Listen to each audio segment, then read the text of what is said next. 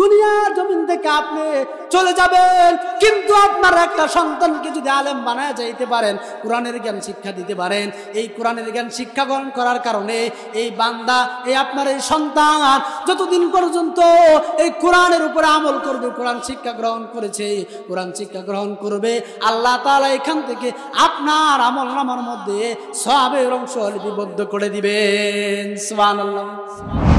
আমরা সাধারণত জানি যে কোনো জিনিস মানুষ যখন আবিষ্কার করে বা শিক্ষা দেয়, এটা মানুষের কাজে লাগে কখন? যখন সে দুনিয়াতে চলাফেরা করে।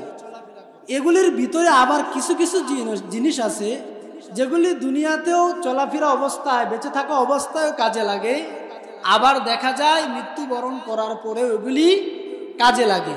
আর কিছু জিনিস আছে দুনিয়াতেই কাজে লাগে, পরবর্তী সময়ে আবিষ্কার করলে এটার উপরে ইস্তেকামত থাকলে উপকারে আসে না এবং এটাও কাজেও লাগে না, ঠিকই না বলেন?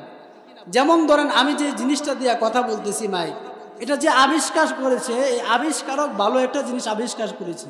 এই আবিষ্কারক এই জিনিসটা আবিষ্কার করার পর এটা দুনিয়াতেই ব্যবহার হচ্ছে, কিন্তু এটা কবরে ব্যবহার হবে না।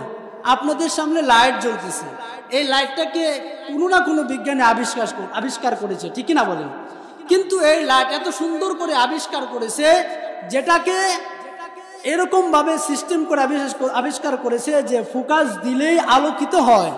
কিন্তু মানুষ এই লাইট যে সৃষ্টি করেছে, আবিষ্কার করেছে, বলেন তো এই মানুষ যখন মৃত্যুবরণ করেছে, ও কবরে যাওয়ার পর তার এই লাইট তার জন্য কোনো কাজে আসে না। দেখেন, প্রচন্ড গরমে আমরা এসির হাওয়া খাই, বাতাস খাই, ঠিকই না? কোন এই এসি যারা নিয়ন্ত্রণ হিসাবে সুন্দর করে যারা বানিয়েছে তারা মারা যাওয়ার পর বলেন তো এত সুন্দর এসিটাকে কবরের ভিতরে ফিট করে দিবে না। তাহলে এই আবিষ্কার শুধু দুনিয়াতেই রয়ে গেল। কিন্তু আল্লাহ সুবহানাহু ওয়া তাআলা দুনিয়ার জমিনে কিছু মানুষের মাধ্যমে এরকম কিছু জিনিস আবিষ্কার করিয়ে দিচ্ছে যেটা দুনিয়াতেও কাজে লাগবে, পরকালীন জিন্দেগিতে, কবরে, হাসরে, মিজানেও কাজে লাগবে। সুবহানাল্লাহ বলেন। এই আবিষ্কারের নাম হচ্ছে মাদ্রাসার শিক্ষা। নাম কি? মাদ্রাসার শিক্ষা। এবার আসেন, মাদ্রাসায় শিক্ষা করলে উপকারিতা কি? মাদ্রাসায় শিক্ষা করলে উপকারিতা কি? মাদ্রাসায় শিক্ষা করার উপকারিতার ভিতর থেকে আমি 4টি উপকার আপনাদের সামনে বলার চেষ্টা করব। ওমা তৌফিক ইল্লা বিল্লাহ। 1 নাম্বার হচ্ছে দুনিয়া উপকার। দুনিয়ার মধ্যে বান্দার কি উপকার? 2য় নাম্বার হচ্ছে মরণকালে কি উপকার? 3য় নাম্বার হচ্ছে কবর জগতে কি উপকার? 4র্থ নাম্বার হচ্ছে হাসর জগতে কি উপকার? এই 4টা বিষয়ের উপরে সংক্ষেপে আলোচনা করব যাতে আপনারা বুঝতে পারেন, সময় স্বল্প। তো দুনিয়ার কি উপকার এটা যদি আমরা বুঝতে যাই তাহলে হাদিস এবং সুন্নাহ অনুযায়ী ফর এক্সাম্পল দিতে হবে। যেমন আল্লাহর হাবিব সাল্লাল্লাহু আলাইহি ওয়াসাল্লাম বলেন যে দুনিয়ার জমিনে মাদ্রাসার শিক্ষার উপকারিতা হচ্ছে যখন দুনিয়ার জমিনে মাদ্রাসার শিক্ষা দেওয়া হয়, শিক্ষা করা হয় এবং এটার উপরে আমল করা হয়, তদুপরি এভাবে যখন চলতে থাকে তখন আল্লাহ তাআলা এই মাদ্রাসার শিক্ষার কারণে, মাদ্রাসার শিক্ষা দেওয়ার কারণে, শিক্ষা নেওয়ার কারণে আল্লাহ তাআলা কি করেন? পৃথিবীর জমিনে আযাব গজব থেকে এবং গোটা জগৎকে আল্লাহ তাআলা বিভিন্ন আযাব থেকে, গজব থেকে আল্লাহ তাআলা হেফাজত করেন। সুবহানাল্লাহ। বুঝতে পারছেন? তাহলে মাদ্রাসার শিক্ষার 1 নাম্বার উপকারিতা কি দুনিয়াতে?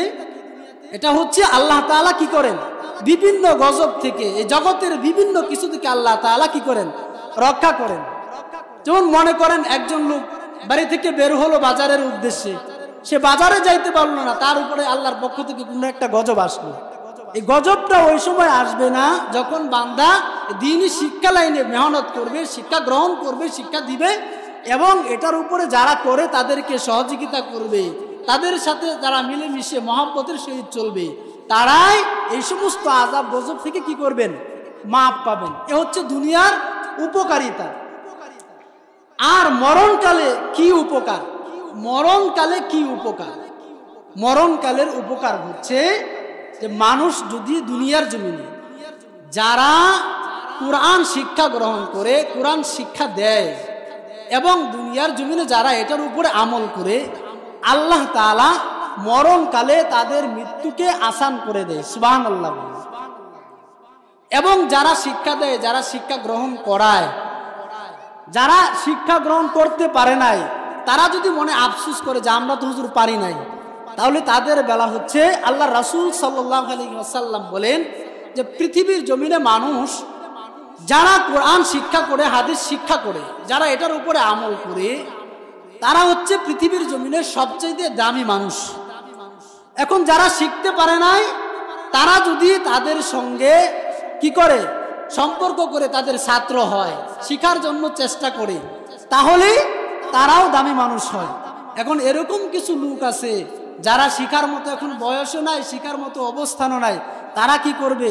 তাদের বেলা বলা হয়েছে যে তোমরা তৃতীয় নাম্বারে তাদের আলেমদের কথা শুনে, যারা কোরআন হাদিসের কথা বলে তাদের কথা শুনে এটার উপরে তোমরা কি করো?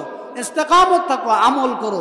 যদি করতে পারো তাহলে আল্লাহ তাআলা তোমাদেরকে, তারা তোমাদেরকে বলার কারণে যে আলেম শিক্ষা গ্রহণ করছে এটার উপরে তুমি যে আমল করতেছো, আল্লাহ তাআলা তোমাদেরকে সওয়াব দান করবে। সুবহানাল্লাহ। তারপরে হচ্ছে যদি তোমরা তাদের কথার উপরে আমল করে তোমাদের জিন্দেগিকে তোমরা চালাও, তারপরে তোমরা পাশাপাশি তাদের সঙ্গে একটা সম্পর্ক রাখো, যাতে করে তাদের সাথে সম্পর্ক, মহাব্বত, হ্যাঁ মায়া, এগুলি রাখার পরে আল্লাহ তাআলা তোমাদেরকে এগুলির কারণে আল্লাহ তাআলার পক্ষ থেকে বিভিন্ন সময়ে বিভিন্ন মুসিবত থেকে এবং মরণকালে মৃত্যুর যন্ত্রণা থেকে আল্লাহ তাআলা তোমাদেরকে হেফাজত করবে। সুবহানাল্লাহ। উদাহরণ, পৃথিবীর জমিনে মিশরে দুইজন ব্যক্তি ছিল, একজনের নাম হচ্ছে ফেরাউন আর একজনের নাম হচ্ছে আসিয়া। আমরা নাম শুনেছি, কমন নাম, ঠিক কিনা বলে?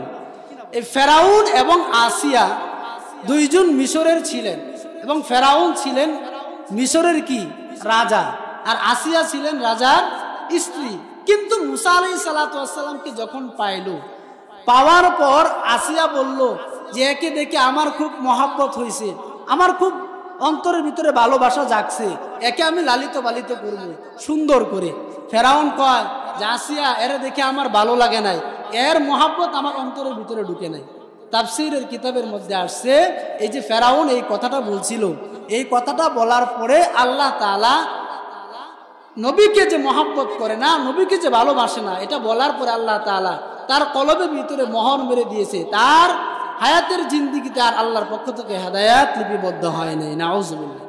আর আসিয়া যে বলছে যে আমি মহাব্বত করি, আমি তাকে ভালোবেসে ফেলেছি আমার অন্তর দিয়ে, আল্লাহ তাআলা এই আসিয়াকে সুউচ্চ মর্যাদা আল্লাহ তাআলা দান করেছেন। সুবহানাল্লাহ বলেন।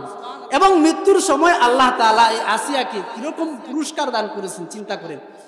আসিয়া যখন নাকি মৃত্যুবরণ করে, ফেরাউনের অত্যাচারে যখন শাসিত হয়, আর ফেরাউন যখন আসিয়াকে যখন অত্যাচার করে, ওই সময় আল্লাহ তাআলা এই আসিয়ার অত্যাচারের সময় যখন মৃত্যুবরণ করে, আল্লাহ তাআলা এই আসিয়ার সামনে আল্লাহ তাআলার ফেরেশতাদের মাধ্যমে আল্লাহ তাআলা জান্নাতকে খুলে দিয়ে তার জান্নাতকে তার চোখের সামনে ওপেন করে দেয়। সুবহানাল্লাহ।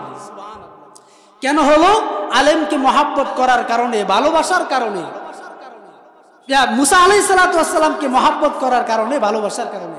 এখন বলতে পারেন যে হুজুর উনি তো নবী ছিলেন। আরে নবীদের ওয়ারিস হচ্ছে উলামায়ে কেরাম। ইন্নাল উলামা ওয়ারাসাতুল আম্বিয়া। উলামায়ে কেরাম হচ্ছে নবীদের ওয়ারিস। সেই ওয়ারিস সূত্রে আব্দুল্লাহ ইবনে আব্বাস রাদিয়াল্লাহু তাআলা আনহু বলেন যে নবীকে যারা মহাব্বত করে, যারা ভালোবাসে, তাদের মরণের সময় তাদের মৃত্যুর যে যন্ত্রণা আছে এটাকে আল্লাহ তাআলা লঘব করে দেয় এবং আল্লাহ তাআলা তাদেরকে জান্নাত লাভের উপায় বের করে দেয় এবং জান্নাত দান করে। আব্দুল্লাহ ইবনে আব্বাস রাদিয়াল্লাহু তাআলা আনহু বলেন ঠিক তদ্রূপ দুনিয়ার জমিনে যারা আলেমদেরকে, যারা নবীর ওয়ারিসদেরকেও মহাব্বত করবে, ভালোবাসবে, আল্লাহ তাআলা তাদেরকেও মরণের সময় মৃত্যুর যন্ত্রণা থেকে আল্লাহ তাআলা রুখসুদ দান করবে। সুবহানাল্লাহ। তাহলে আমরা জানতে পারলাম এলেম শিক্ষা করলে, মাদ্রাসায় পড়লে, মাদ্রাসায় শিক্ষা দিলে তাহলে উপকার আসে না নাই? জোরে বলেন, উপকার আসে না নাই? এবার আসেন 3 নাম্বার হচ্ছে কবরের জগৎ। কবরের জগতে কি উপকার? মাদ্রাসায় শিক্ষা গ্রহণ করলে কবরের জগতে উপকার হচ্ছে, দুনিয়ার জমিনে যদি কেউ এলেম শিক্ষা গ্রহণ করে, দুনিয়ার জমিনে যদি কেউ আলেম হয়, আলেমের ছাত্র হয়, তারপরে আলেমের সঙ্গে মহাব্বত রাখে, আলেমের কথার উপরে আমল করে, আল্লাহ তাআলা তার কবরের আযাবগুলি লঘব করে দেয়। সুবহানাল্লাহ।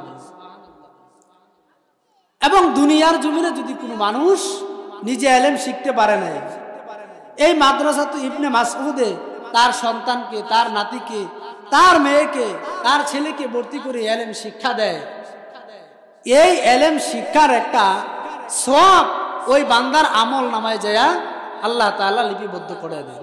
সুবহানাল্লাহ।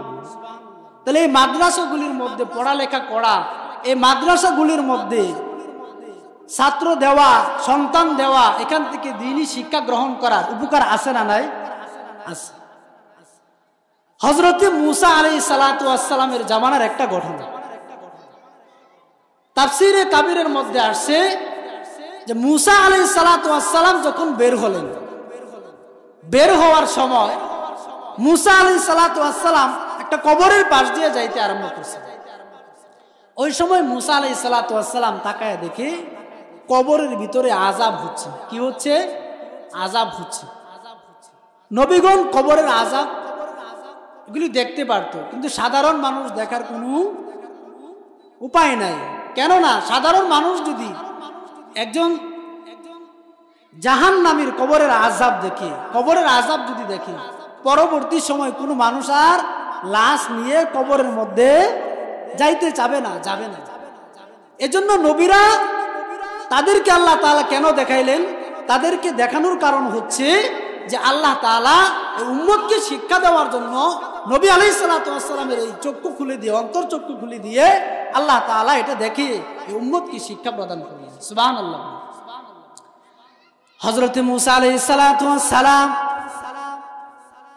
যখন কবরের আযাব দেখলেন, আযাব দেখার পর মূসা আলাইহিস সালাতু ওয়াস সালাম আশ্চর্যিত হয়ে গেলেন।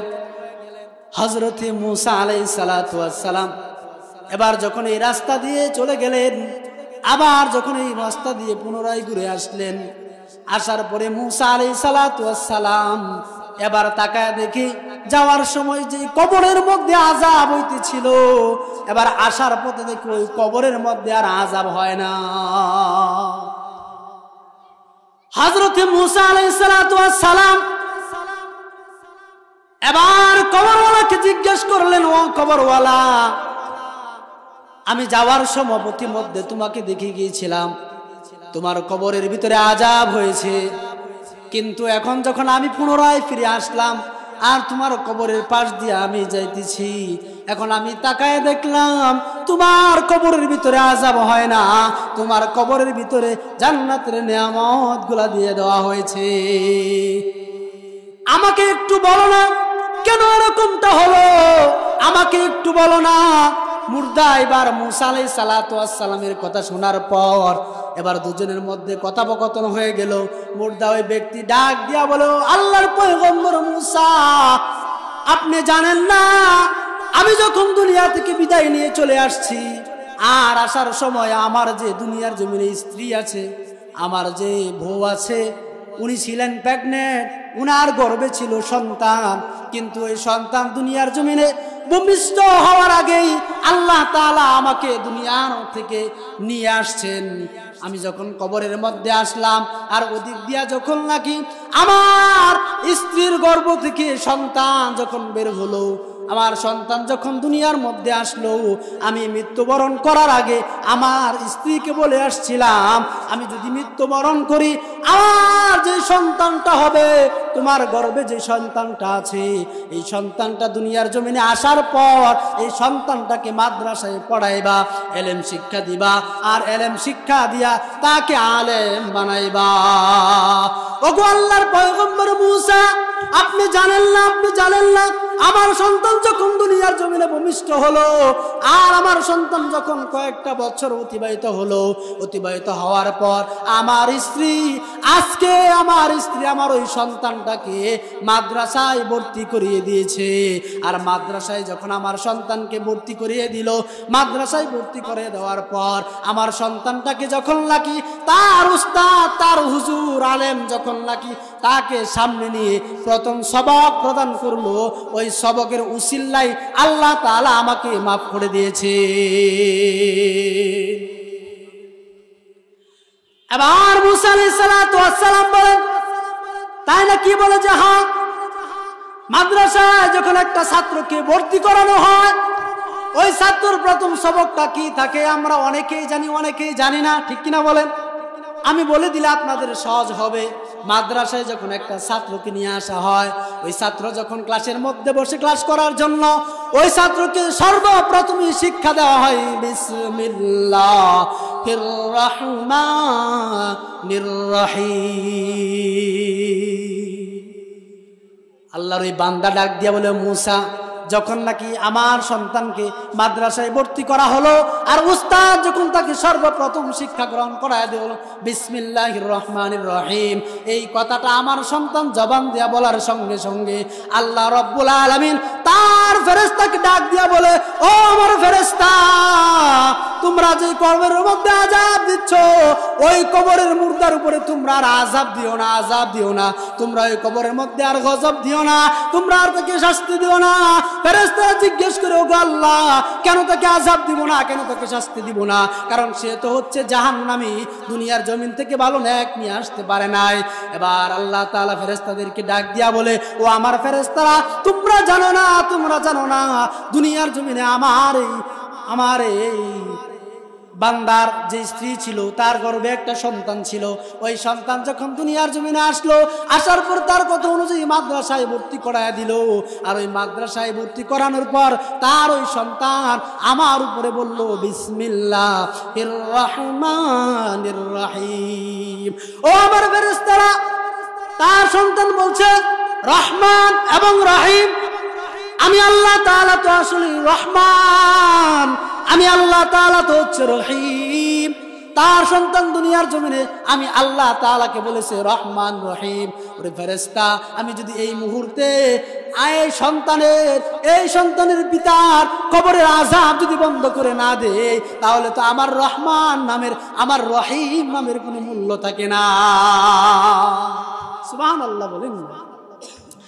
এবার আল্লাহ তাআলার ফেরেশতা জিজ্ঞেস করলে, আল্লাহ তাআলা যখন এই কথা বলে, ফেরেশতারা আল্লাহ তাআলার কথা অনুযায়ী বিসমিল্লাহর বরকতে, রহিমের বরকতে, রহমানের বরকতে আল্লাহ তাআলা ওই কবরের ওই বান্দার আযাবটাকে আল্লাহ তাআলা মাফ করে দেয়। সুবহানাল্লাহ বলেন। এবার মুসা আলাইহিস সালাতু ওয়াস সালাম বলছে যে, এবার আমি বুঝতে পারলাম আল্লাহ তাআলা কেন তোমার কবরের আযাবকে আল্লাহ তাআলা মাফ করে দিয়েছেন। এই জন্য আমার কথা হলো, দুনিয়ার জমিন থেকে আপনি চলে যাবেন, কিন্তু আপনার একটা সন্তানকে যদি আলেম বানায় যাইতে পারেন, কোরআনের জ্ঞান শিক্ষা দিতে পারেন, এই কোরআনের জ্ঞান শিক্ষা গ্রহণ করার কারণে এই বান্দা, এই আপনার এই সন্তান যতদিন পর্যন্ত এই কোরআনের উপরে আমল করবে, কোরআন শিক্ষা গ্রহণ করেছে, কোরআন শিক্ষা গ্রহণ করবে, আল্লাহ তাআলা এখান থেকে আপনার আমলনামার মধ্যে সওয়াবের অংশ লিপিবদ্ধ করে দিবেন। সুবহানাল্লাহ। তাহলে আমরা জানতে পারলাম যে কবরের জগতের উপকারিতা কি। আপনার সন্তান যদি আলেম হয়, কলবি আলেম হয়, আল্লাহ তাআলা আপনি যদি কবরে চলে যান, এটার বরকতে কবরের আযাব মাফ করে দিবে কি দিবে না? জোরে বলেন, দিবে কি দিবে না? এজন্য আমাদের সন্তানদেরকে মাদ্রাসায় শিক্ষায় শিক্ষিত করেন, অন্তত পক্ষে ন্যূনতম এই জ্ঞানটা দেন, যাতে দুনিয়ার জমিনে আসার পরে ইসলামের উপরে অটল থাকতে পারে। অন্তত পক্ষে জাগতিক শিক্ষায় গ্রহণ না করে অন্তত পক্ষে নাস্তিক না হতে পারে। অন্তত পক্ষে মৌলবী যারা আছে, আলেম যারা আছে, উলামায়ে কেরাম যারা আছে, নবীর ওয়ারিস, তাদেরকে নিয়ে বিভিন্ন সময়ে তারা যাতে অন্তত পক্ষে তাদের ভিতর থেকে ঘৃণা সৃষ্টি না করতে পারে এবং তাদেরকে যেন বাঁকা চোখে না দেখতে পারে, তাদের উপরে মহব্বত করে তাদেরকে ভালোবেসে তারা যেন অন্তত পক্ষে দ্বীনের লাইনে চলতে পারে। কথা বলেন ঠিক কিনা? এবার চতুর্থ নাম্বার আসেন, হাসরের মাঠে কি উপকারিতা হবে। যদি আপনার সন্তানকে আপনি মাদ্রাসায় পড়াইতে পারেন, তাহলে চতুর্থ নাম্বারে আপনার উপকারিতা কি হবে? চতুর্থ নাম্বার উপকারিতা হচ্ছে আপনার সন্তান যখন আলেম হবে, হাফেজ হবে, আপনার প্রত্যেকটা সন্তান যদি আলেম হয়, হাফেজ হয়, এক একটা হাফেজ হাসরের মাঠে সুপারিশ করে কম আজ কম 10 জনকে যারা জাহান্নামী হয়ে গেছে তাদেরকে জান্নাতের মধ্যে নিয়ে যাবেন। সুবহানাল্লাহ। আর যদি হাফেজ হয়, যদি আলেম হয়, হাফেজ হলে আল্লাহ তাআলা হাফেজের মা বাবাকে আল্লাহ রাব্বুল আলামিন হাসরের মাঠে নূরের তাজ, নূরের মুকুট পরায় দিবে, যেটা সূর্যের আলোর চাইতে কোটি গুণ লক্ষ গুণ আলোকিত হবে। সুবহানাল্লাহ। এবং যখন আলেম হবে, এক একটা আলেম হাসরের মাঠে এরকম ভাবে মতান্তরে 40 জন জাহান্নামীকে সুপারিশ করে জান্নাতের মধ্যে নিয়ে যাবেন। সুবহানাল্লাহ বলেন। হাসরের মাঠে উপকারিতা আছে না নাই? জোরে বলেন, আছে না নাই? অবশ্যই আছে। যারা আলেমদেরকে দুনিয়ার জমিনে মহাব্বত করবে, শিক্ষা দিতে পারে নাই, শিক্ষা নিতে পারে নাই, দুনিয়ার জমিনে মহাব্বত করবে। আল্লাহর হাবিব সাল্লাল্লাহু আলাইহি ওয়াসাল্লাম বলেছেন যে দুনিয়ার জমিনে যারা আলেমদেরকে মহাব্বত করবে তাদের অবস্থাটা কি হবে? আমরা তো অনেকে আছি আলেম দেখতে পারি না, আলেমের উপরে বিদ্বেষ আমাদের সবসময় আলেমদের উপরে বিদ্বেষ। কিন্তু এই আলেমের সঙ্গে যদি বিদ্বেষ না করে মহাব্বত করতে পারেন, ভালোবাসতে পারেন, হাসরের মাঠে আপনার অনেক উপকার আছে। আলেমদেরকে আল্লাহ তাআলা হাসরের মাঠে বিচার করাবে, কিন্তু আলেমদের বিচারের স্থান হবে পর্দার অন্তরালে। আল্লাহ তাআলা আলেমদেরকে বলবেন, তোমাদেরকে দুনিয়ার জমিনে ইলম দান করে আমি সম্মানিত করেছি, তোমাদেরকে হাসরের মাঠে মানুষের সামনে বেইজ্জতি করব না। আল্লাহ তাআলা পর্দার অন্তরালে নিয়ে যাবে, আর ওই জায়গার মধ্যে আল্লাহ রাব্বুল আলামিন কি করবেন? আলেমদেরকে ওই জায়গার মধ্যে নিয়ে আল্লাহ তাআলা তাদের বিচার করে বা তাদেরকে আল্লাহ তাআলা ক্ষমা করে দিবেন। ক্ষমা করে বলবেন যে তোমরা এবার জান্নাতে চলে যাও। সুবহানাল্লাহ বলেন। যখন জান্নাতে যাবে, জান্নাতে যাওয়ার সময় দেখবে ওই কোণার থেকে ডাকতেছে, হুজুর আমাকে একটু নিয়ে যান, আমাকে একটু নিয়ে যান। হুজুর তাকায়া দেখবে, আলেম তাকায়া দেখবে, যাহারে এটা কে? তাকায়া দেখার পর বলবে যে আপনি কে? তখন বলবে, হুজুর আমাকে চিনছেন না, আমাকে চিনছেন না? আপনি যখন এই মাদ্রাসা ইবনে মাসউদ রাদিয়াল্লাহু তাআলা আনহু মাদ্রাসায় যখন আপনি শিক্ষকতা করেছেন, যখন এখানে আলোচনা করার জন্য আসছেন, যখন এখানে আপনি থাকার পর মাদ্রাসার বিভিন্ন হাজাতের জন্য আপনি যখন বাহিরে বের হয়ে গেছেন, আমরা সহযোগিতা করেছি, আপনাকে মহাব্বত করেছি, আপনাকে মহাব্বত করে চা খাওয়াইছি, এক গ্লাস পানি আপনাকে দিয়েছি। আপনি চিনতে পারছেন না? ওই দুনিয়ার মধ্যে আপনাকে মহাব্বত করে চা খাওয়াইছি, মাদ্রাসায় দান করেছি, সদকা করেছি এবং পানিও পান করিয়েছি, আমি হচ্ছি ওই লোক। তখন আলেম বলবে, তাই নাকি? বলে যে হ্যাঁ। তখন আলেম ওই জায়গার মধ্যে ইনস্ট্যান্ট দাঁড়ায় যাবে। সুবহানাল্লাহ বলেন, জোরে বলেন সুবহানাল্লাহ। তাহলে আলেমদের সাথে মহাব্বত করার দরকার আছে না নাই?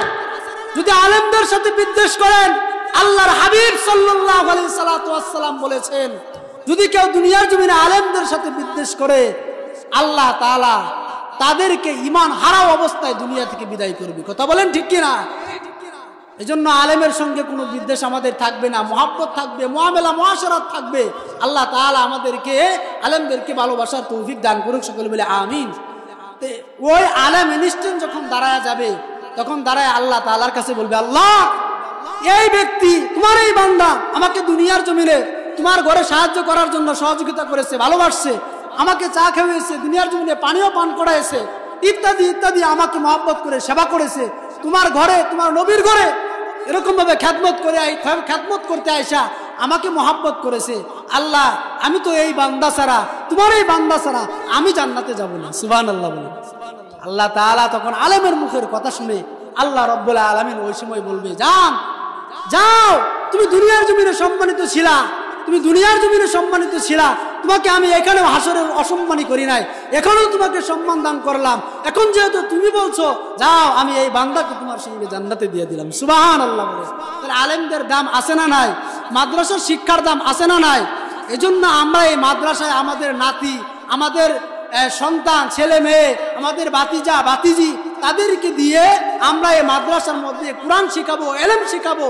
দুনিয়ার মধ্যে শান্তি হবে এবং পরপারে, কবরে, হাসরে, মিজানে, ফুলসিরাতেও শান্তি আসবে না? আসবে না? আর যদি এটা না করান, আপনি যদি জাগতিক শিক্ষায় গ্রহণ করান, নাস্তিক হবে, বেঈমান হবে এবং আলেমদেরকে নিয়ে বিদ্বেষ করবে। এবং বর্তমান সময়ে যে একটা অবস্থা চলছে বাংলাদেশে ইসকন নিয়ে, কথা বলেন ঠিক কিনা, জুড়ে বলেন ঠিক কিনা, আমাদের ইসলামকে খাটো করার জন্য, আমাদের দেশকে বহির্বিশ্বে, এই ইসলাম যুক্ত দেশকে, মুসলিম কান্ট্রিকে বহির্বিশ্বে অপরাধী হিসেবে দাঁড় করানোর জন্য এই ইসকন নামে একটা চক্রান্ত আমাদের দেশের মধ্যে, আমাদের দেশকে বহির্বিশ্বে অপমান করার জন্য, লাঞ্ছনা করার জন্য, হেয় করার জন্য উঠে পড়ে লেগেছে। আমরা ওদের কখনোই সমর্থন দিব না।